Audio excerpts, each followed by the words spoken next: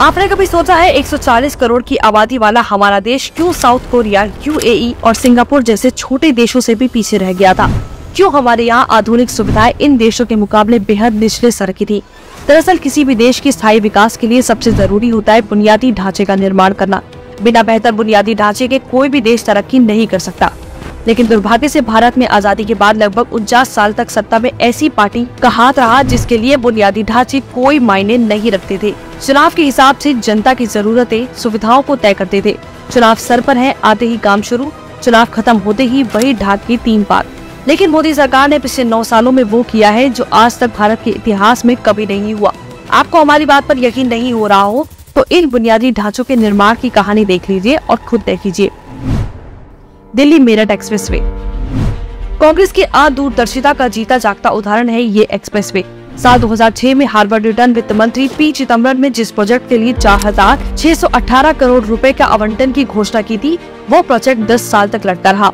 साल 2016 में मोदी सरकार ने इसे शुरू किया और मात्र 5 साल में बनकर तैयार हो गया। लेकिन कांग्रेस की नाकामियों की वजह से, ठंडे बस्ते में पड़े रहने की वजह से तब तक इसकी कुल लागत बढ़कर 7,500 करोड़ हो गई थी।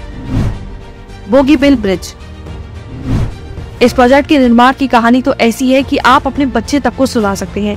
मनमोहन सिंह जिस राज्य से 22 साल सांसद रहे, उस राज्य का ये प्रोजेक्ट 17 साल तक लटका रहा।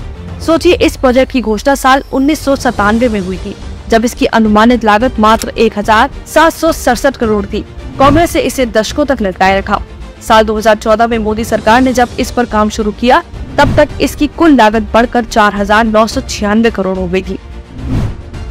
Mopa international airport. Mopa airport Goa पर्यटन के लिहाज से और सैन्य जरूरतों के लिहाज से कितना अहम है, ये बताने की जरूरत नहीं है।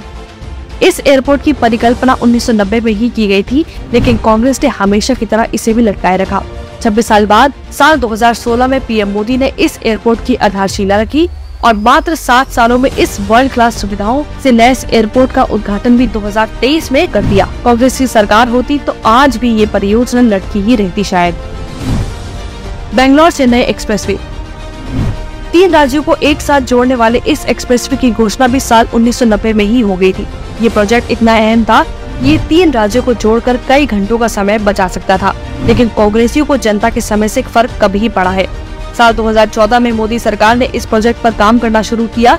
इतनी तेजी से काम हुआ कि अब अंतिम चरण का काम चल रहा है और मात्र 10 सालों में 2024 में बनकर तैयार भी हो जाएगा।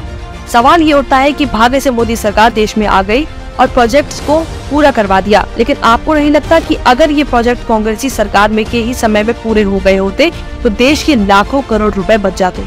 आज शायद हम दक्षिण कोरिया और यूएई को छोड़िए, सुपर पावर अमेरिका तक से आंखें मिला रहे होते बुनियादी ढांचे के क्षेत्र में।